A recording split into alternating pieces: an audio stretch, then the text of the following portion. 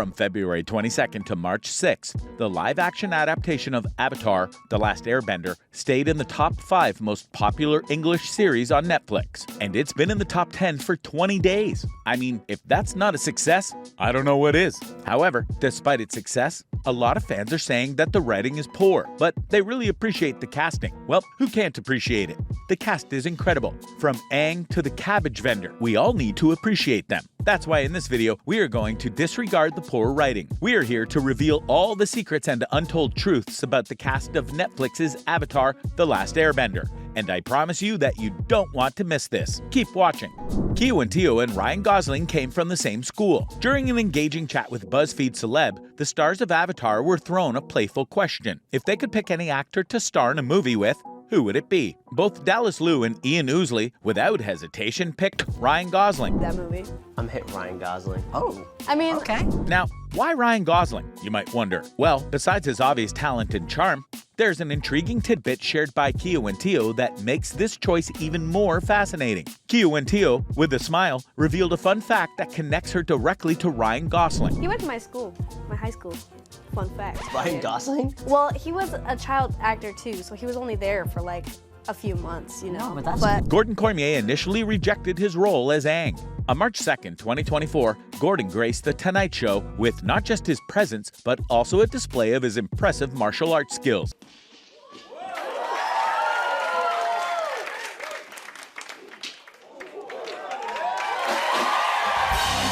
But that's not all. He opened up about his time shooting Avatar: The Last Airbender, giving us a glimpse into what it's like to be part of such an epic project. The audition story, however, is where it gets really interesting. When Jimmy Fallon, the host, curiously asked Gordon if he knew he was going to snag the role from the get-go, Gordon dropped a surprising piece of information saying, "Actually, I turned down the audition when I first got it," he confessed. Now, why would someone turn down such an incredible opportunity?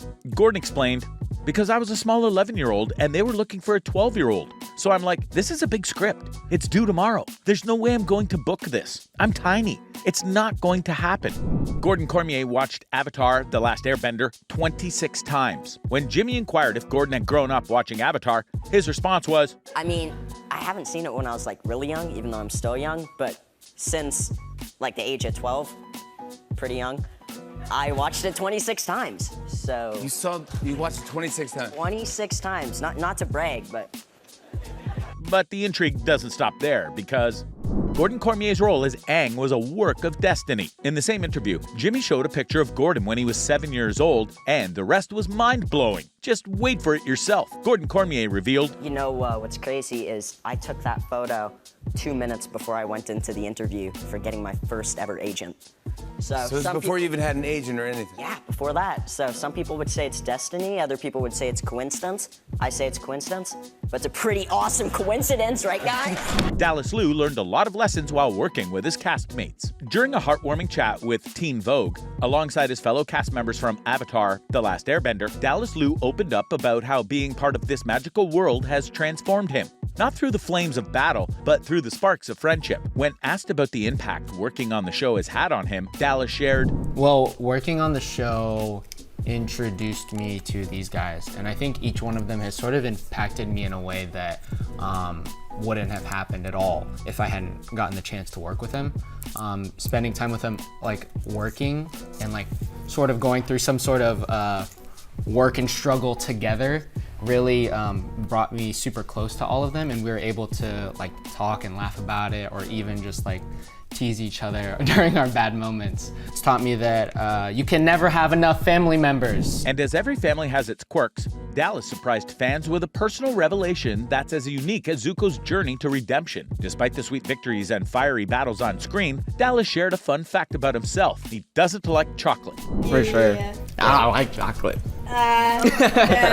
Gordon Cormier can't do a backflip. You know he's a martial artist, right? Well, Gordon Cormier, in the same interview with Teen Vogue, opened up about a time when things didn't go quite as planned, but not on set. This was a slice of life from his own adventures. I tried to do a front flip on one of my friend's basements, and it didn't turn out well. I landed flat on my back. Yes, even the Avatar isn't immune to the laws of gravity. His castmates, finding the humor in the situation, couldn't help but laugh and tease him about it.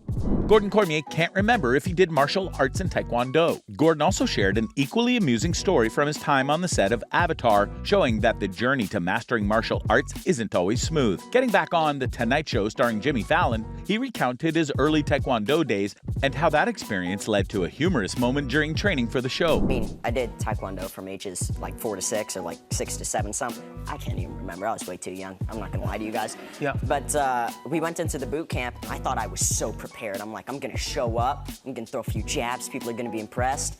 They laughed at me.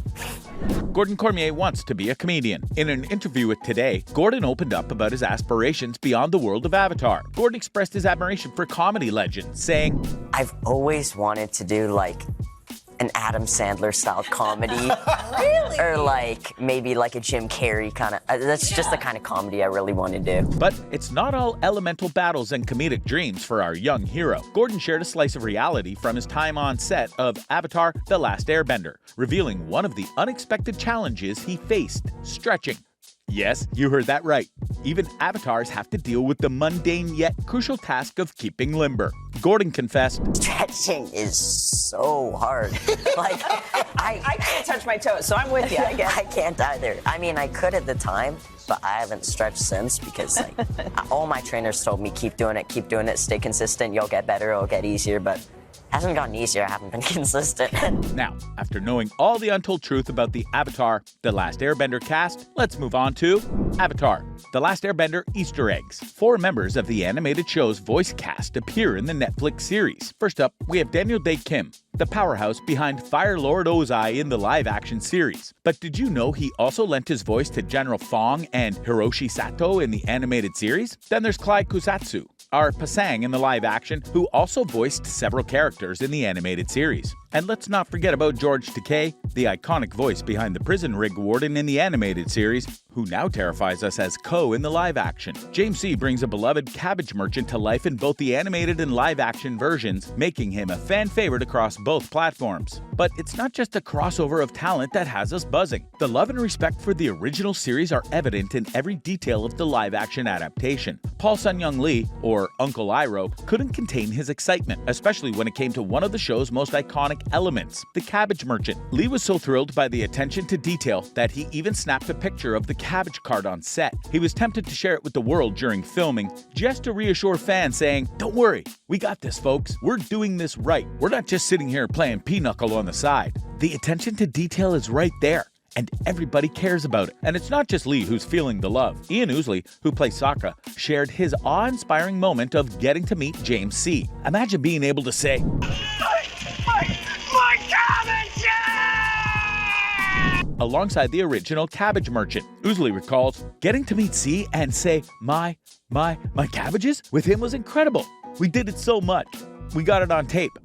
The statue of Avatar Yanchen actually appears in the Eastern Air Temple in the Avatar universe. In the very first episode of the live-action series, we see a significant moment where Gyatso breaks the news to Aang that he is the Avatar. This revelation takes place in front of a statue of Avatar Yanchen, known as the most recent air nomad in the Avatar cycle. This depiction adds a layer of reverence and continuity to the Avatar saga, highlighting the weight of Aang's destiny. Interestingly, this representation of Yanchen is a creative deviation from the original series. In the animated Avatar: The Last Airbender, Aang's home, the Southern Air Temple, doesn't have a large statue of Yanchen. Instead, it features a hall of statues representing past avatars, symbolizing the lineage and legacy they carry forward. However, the statue of Yanchen actually resides in the Eastern Air Temple, as seen in the Avatar Season 2 episode, The Guru, and again in The Legend of Korra Season 2 episode, The Guide. This attention to detail and respect for Avatar is further enriched by a touching piece of irony from